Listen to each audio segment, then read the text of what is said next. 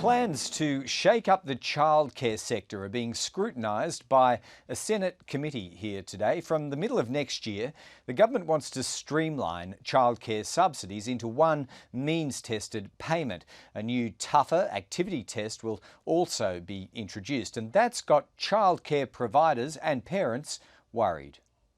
Overall, the focus of the package, we feel, has been too much on the workforce participation of parents and not enough on the rights of children to access early childhood education.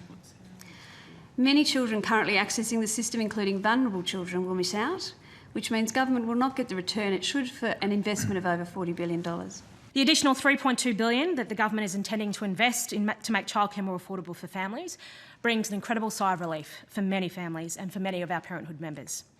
However, whilst there is much to welcome in this bill, not every family is breathing a sigh of relief. In fact, many are anxious and concerned as to how some of the major changes will affect them and their kids. The Parenthood has serious concerns with the new activity test eligibility and the changes in subsidy percentages.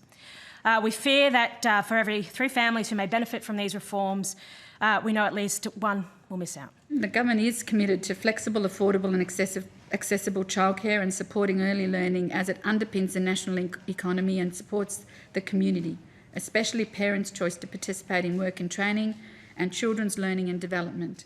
However, it is equally important that we are fiscally responsible and ensure a sustainable package that can be funded appropriately. Now, also appearing at that inquiry was Ben Phillips from the Australian National University. He's modelled the impact of the proposed childcare changes. His numbers show many more families will be worse off than the government estimates. He's speaking here with political reporter Julie Doyle. Ben Phillips, thanks for coming in today to explain what you've come up with here in your modelling. Could you give firstly the general overview of what you found?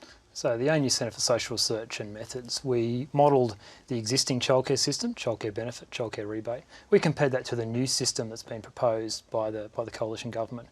And what we found is that overall there's certainly many families that will be better off, around 700,000 or around 68%.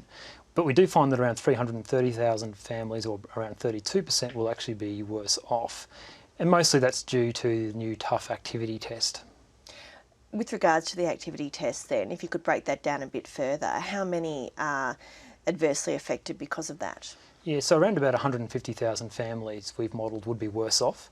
I guess most concerningly, around 70,000 would be worse off of the lower income group. The activity test is quite broad in that you can be working, studying, training, volunteering. Did you take that into account? Yeah, so we've only taken into account the work element and also the training element, and also some families who will be beneficiaries, government beneficiaries, and we've included them as passing all of the activity test. There are some who could be doing, say doing some sort of like charity work.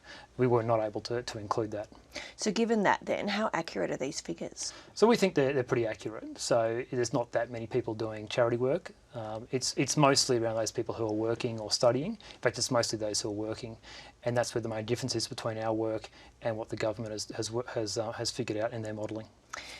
Just on that then, the government's modelling differs the results quite substantially to the figures you came up with. Could you explain the discrepancy there? Yeah, so our modelling suggests that around 150,000 families are worse off due to the activity test, and the government's modelling is more like 37,000, so a very significant difference. The main difference is that we use survey data that includes information on whether parents are working or not and the number of hours that they're actually working, whereas we understand the government's modelling, they don't actually have information on the number of hours that parents are working, because in the current system that information is not collected, and in the data they're using, which is the administration data, they don't really know how many hours parents are working. So who's right?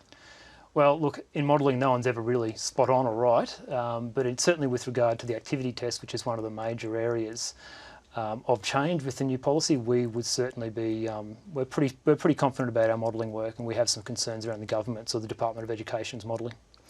The report, or the government says that the report states that the Commonwealth has superior data in some areas. Is that correct? Absolutely true, and in our report we acknowledge that. So in terms of they've got the full population, it's administration data. We use a survey from the ABS's Survey of Income and Housing.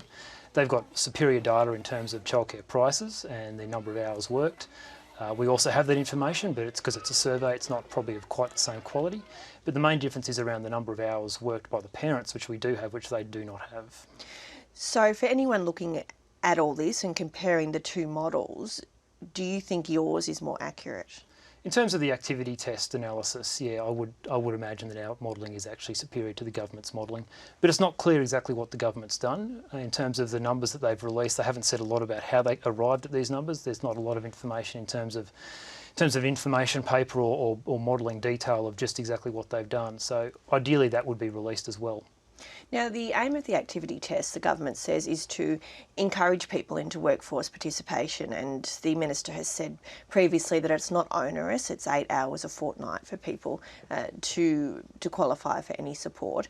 Does your modelling take into account how people would respond, behavioural changes? No, so in our modelling there is no behavioural change, and so that's really in line with which is what is standard practice for budget modelling. So when the budget is modelled, they usually do not do behavioural modelling. So does that mean then that these figures do not reflect what may happen in the real world when these changes come in? That could be the case, but the government's modelling should also be under the assumption of no behavioural change. Now, Early Childhood Australia, who commissioned the research, want some changes to the package.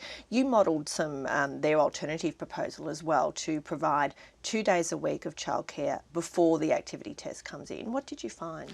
Yeah, so that certainly significantly reduces the number of families that are financially worse off. So instead of there being around 150,000 families who would be impacted by the activity test, it comes down to around about 65,000 families. So a significant difference. It would get a little closer to where the government's current numbers are in terms of the activity test. All right, Ben Phillips, we'll leave it there. Thank you very much. Thank you.